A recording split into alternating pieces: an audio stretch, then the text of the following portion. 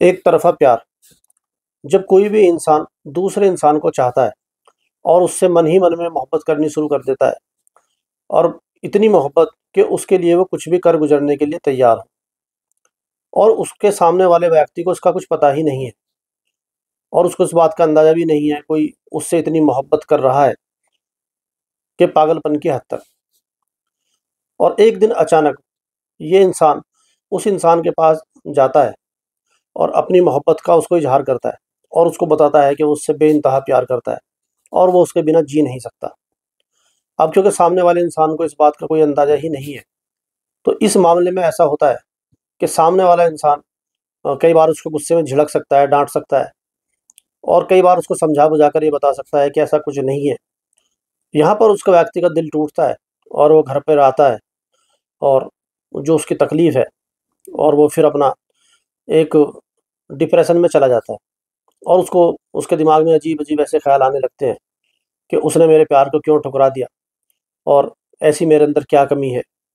या वो इंसान ईगो से भरा हुआ है, उसके अंदर घमंड है और ये सारी चीज़ें उसके दिमाग में आती हैं और लास्ट में जो उसकी मोहब्बत थी, धीरे-धीरे नफ़रत में तब्दील होनी शुरू हो जाती है और नफ़रत इतनी होती है, उसको ये लगता है कि शायद वो सामने वाला इंसान ये चाह रहा है या ये मानता है कि वो बहुत ज़्यादा खूबसूरत है और अगर मैं उसकी खूबसूरती को ही बिगाड़ दूँ, जो इंसान अपना चेहरा पूरे दिन के अंदर 100 बार आईने के अंदर देख रहा है और अगर मैं उसके चेहरे को ही इस तरीके से बिगाड़ दूँ कि वो 100 दिन में भी अपने चेहरे को एक बार भी ना देख पाए, तो फिर कैसा रहेगा?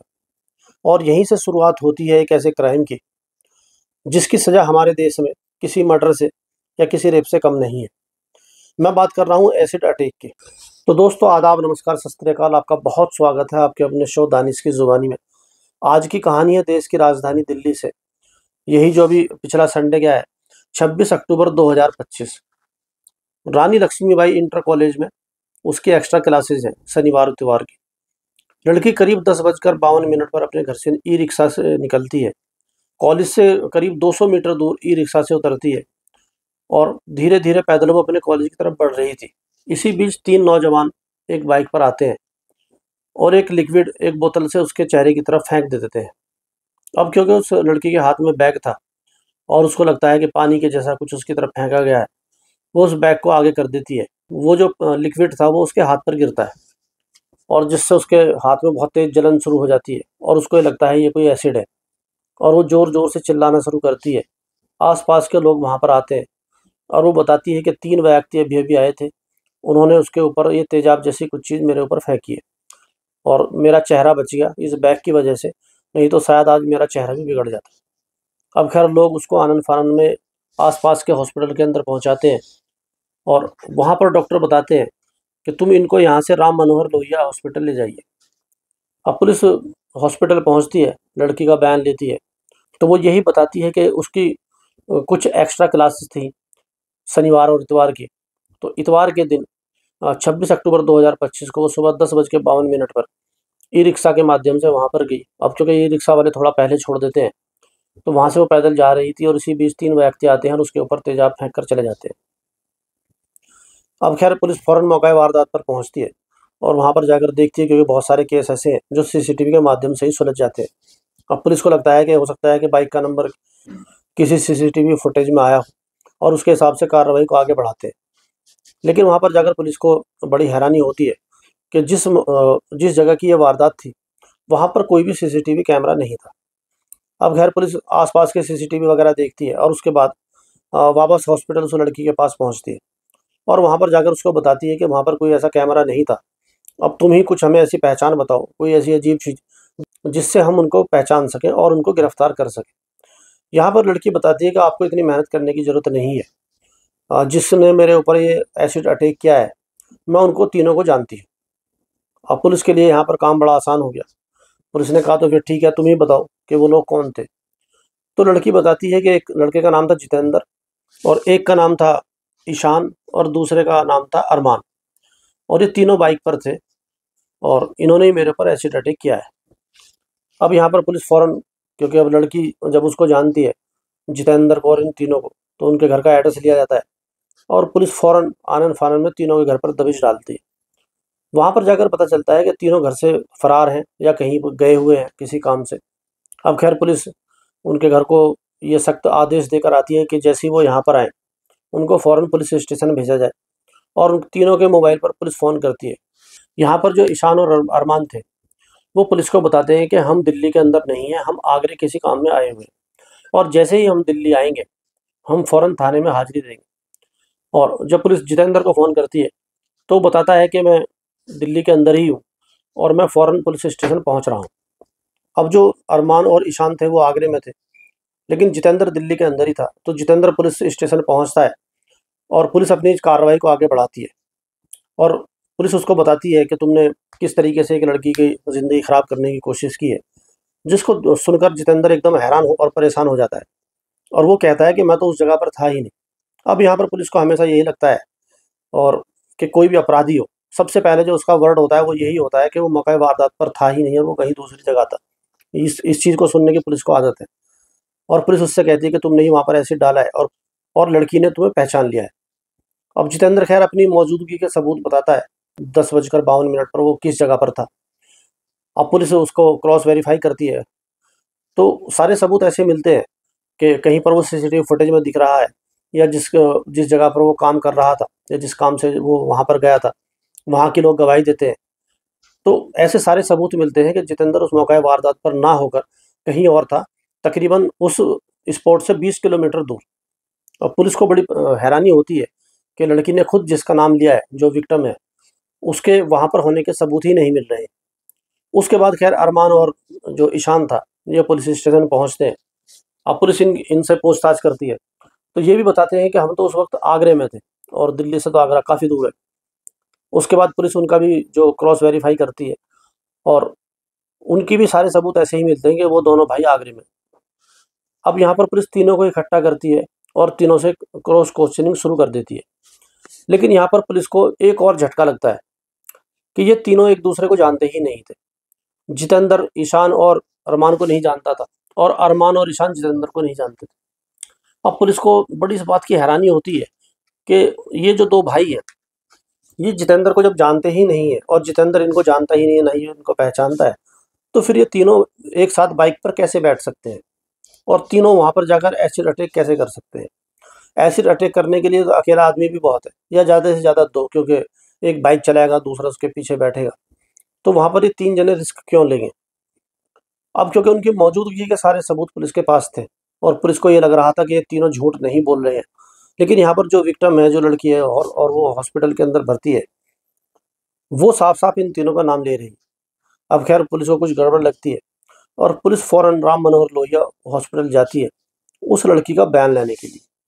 अब जो कहानी मैंने आपको सुनाई है, मैं चाहता हूँ कहानी आगे बढ़ाने से पहले आप खुद इस लड़की का बयान सुनें और ये क्या कह रही है, उसके बाद कहानी को आगे बढ़ाते हैं। सुबह 10 बजे अशोक विहार में मेरा कॉलेज है, लक्ष्मण कॉलेज के पास।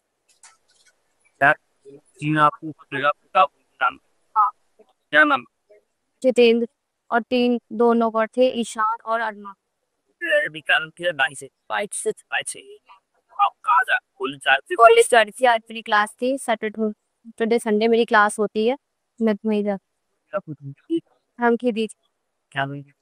उनकी वाइफ ने, जो उनकी वाइफ, उनका नाम है सरिता, उन्होंने धमकी दी थी कि मैं तेरी जिंदगी खराब कर दूंगी और मारने की भी धमकी दी थी। उन्हें चाहते कि वो उन्हें गिरफ्तार करे, सजा मिले उन्हें कड़ी से कड़ी।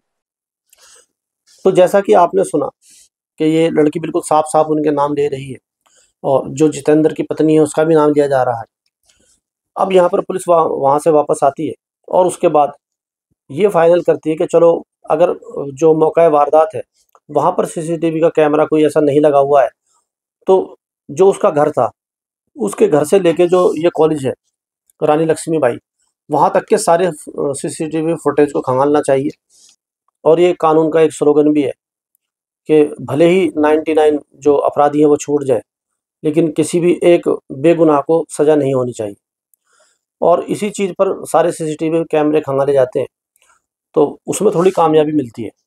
तो सबसे पहली कामयाबी जो पुलिस को मिलती है वो ये थी कि वो लड़की एक स्कूटी पर अपने घर से निकलती है किसी लड़के के साथ। पुलिस इसकी जानकारी लेती है तो पता चलता है ये लड़का उसका भाई था और वो उसको कॉलेज छोड़ने के लिए जा रहा था। तो उस लड़की ने जो पुलिस को बयान दिया था वो ये था कि वो ई-रिक्शे के माध्यम से अपने घर से कॉलेज गई थी और यहाँ पर साफ-साफ देखा जा रहा है कि वो अपने भाई के साथ स्कूटी पर जा रही है। खैर, अब सारे सीसीटीवी कैमरे देखे जाते हैं और सब में वो साफ-साफ दिख रहा है कि वो दोनों बहन-भाई एक साथ जा रहे हैं।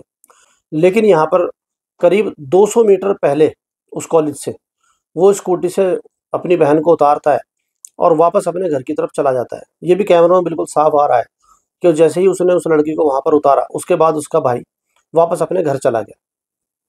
अब यहाँ पर जो एक झूठ था ई-रिक्शा और स्कूटी का, उसके बाद जितने भी आस-पास के कैमरे थे, वहाँ पर कोई भी ऐसी बाइक नहीं थी जिस पर 3 लड़के बैठकर जा रहे हों।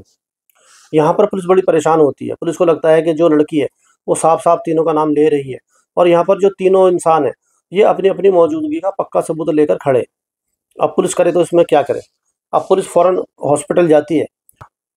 वहाँ पर जाकर इस बात का पता करा जाता है कि इस लड़की के घाव कैसे हैं। अब ये जानकर पुलिस को भी बड़ी हैरानी होती है। जो डॉक्टर उसको बताते हैं कि जो भी तेज़ाब इस लड़की के ऊपर डाला गया था, वो इतना तेज़ नहीं था जिससे कोई जान का ऐसा कुछ खतरा हो। ये नॉर्मल जो टॉयलेट क्लीनर के लिए यूज़ किया जाता है, ये वो तेज़ाब था और इससे इतनी ज़्यादा घबराने वाली बात है नहीं और लड़की खतरे से बाहर है। तो पहला सवाल ये था कि लड़की ने ई-रिक्शा बताया और वो अपने भाई के साथ स्कूटी पर जा रही थी।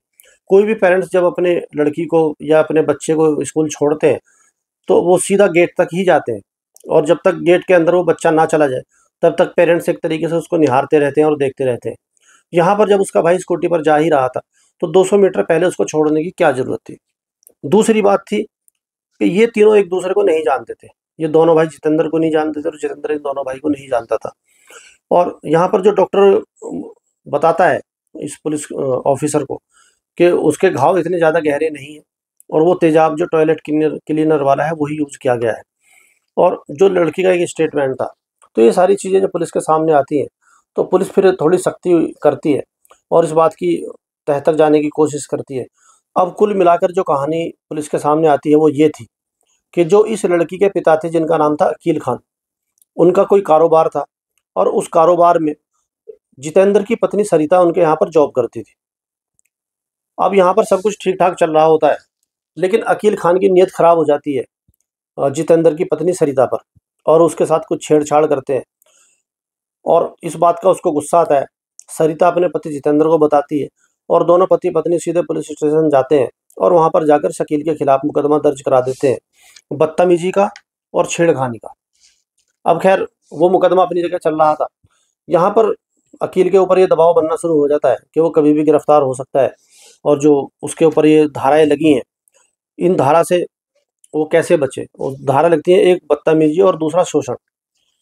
अब वो कई बार उनको पैसे का लालच डराता है, धमकाता है, लेकिन जो जितेंद्र और सरिता थे, ये चाहते हैं कि जो भी उनके साथ हुआ है वो गलत हुआ है और उसकी सज़ा इस अकील खान को मिलनी चाहिए। अब अकील खान अपनी तिकड़म बढ़ाना शुरू करता है क्योंकि पैसे और धमकी से ये लोग माने नहीं, तो उसको लगता है क्यों ना कोई क्रॉस केस इनके ऊपर करा जाए और फिर उसको वापस लेने के लिए इन पर ये दबाव बनाया जाए, जिससे कि ये इस मुकदमे को वापस ले लें। और वो इसके लिए अपनी बेटी को तैयार करता है और उसको इस बात का बहुत अच्छे तरीके से पता था कि हमारे देश में जो मर्डर की सज़ा है और जो रेप की सज़ा है, उसी के आसपास एसिड अटैक की सज़ा है और इसमें ना ही तो मर्डर होगा उसकी बेटी का और ना ही रेप होगा और एसिड से कोई इतना ज़्यादा नुकसान होगा नहीं। अपने हाथ से एसिड डाला जाएगा और वो भी इस तरीके से जो टॉयलेट क्लीनर वाला हल्का है, जिससे ज़्यादा दाग और जो उसका मांस जो हाथ का है वो ना जले। और वो अपनी बेटी को ये सारी बातें बताता है कि मैं कितना परेशान हूँ उस मुकदमे से और मैं कभी भी जेल जा सकता हूँ। और वो अपनी बेटी को मनाता है और उसकी बेटी इस बात के लिए मान जाती है।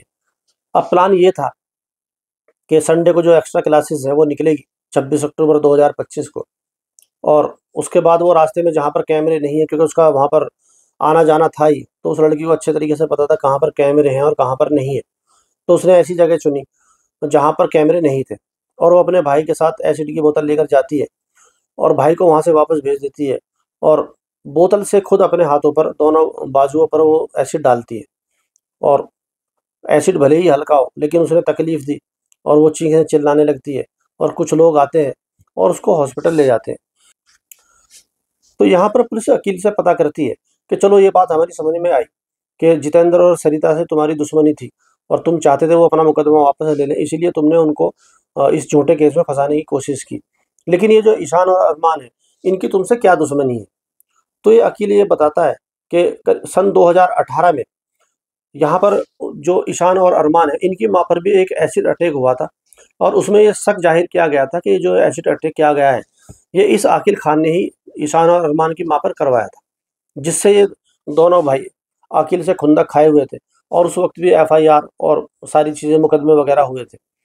तो एक तरीके से उसके 3 दुश्मन थे, ईशान और अरमान और जितेंद्र। अब उसको लग रहा था कि अगर हम जितेंद्र को फंसा ही रहे हैं, तो क्यों ना इसी केस में हम ईशान और अरमान को भी लपेट लें। एक तीर से 3 शिकार होंगे और जो ना ही मेरी बेटी का मर्डर होगा और ना ही रेप होगा और थोड़ा-सा बस उसके हाथ पे तेज़ाब डलेगा और तीनों को कम से कम 10 साल की सज़ा होगी। क्योंकि तेज़ाब का मामला ऐसा है कि सारी पब्लिक इकट्ठी होगी और धरने प्रदर्शन शुरू हो जाएँगे और यहाँ पर पुलिस के ऊपर इतना दबाव होगा कि पुलिस तीनों को पकड़कर जेल के अंदर डाल देगी और इनको कम से कम 10 साल की, और ये भी हो सकता है इनको उम्र कैद हो जाए और इससे उसकी दुश्मनी पूरी हो जाएगी और उसकी बेटी को भी कोई नुकसान नहीं होगा और तीनों दुश्मन उसके रास्ते से अलग हट जाएंगे। ये सारी बातें जानने के बाद पुलिस बड़ी हैरान हो जाती है कि ये कैसा इंसान है कि इसने अपनी बेटी को उस चीज़ के अंदर शामिल किया और खुद का जो कैरेक्टर इतना गिरा हुआ है कि जो महिला उसके पास जॉब कर रही है, उसी का इसने शोषण और उसके साथ बदतमीजी की और उससे बचाव के लिए अपनी बेटी को ये आगे कर रहा है और उसका इस्तेमाल कर रहा है। उसके बाद अकील को फ़ौरन गिरफ्तार किया जाता है और गिरफ्तार भी किया जाता है उसी मुकदमे में जो सरिता और जितेंद्र ने उसके ऊपर वो लगा रखा था। अब पुलिस को लगता है कि जो जो एसिड अटैक का जो मामला है, इसमें तो जब गिरफ्तारी होगी जब होगी, लेकिन पिछले मुकदमे में अकील को फ़ौरन गिरफ्तार किया जाता है और जो उसकी लड़की थी हॉस्पिटल के अंदर, उसके ऊपर ये अब विचार चल रहा है कि उसके ऊपर क्या धारा लगेगी और वो किस तरीके से वो जेल जाएगी, नहीं जाएगी और इसका क्या होगा। तो ये थी आज की सच्ची घटना और इस घटना पर आपकी क्या राय है कमेंट में ज़रूर बताएं। चैनल को लाइक करें, सब्सक्राइब करें और अब आपसे मुलाकात होगी कल किसी दूसरी सच्ची घटना के साथ। तब तक अपना और अपनों का बहुत ख्याल रखें। बहुत बहुत धन्यवाद।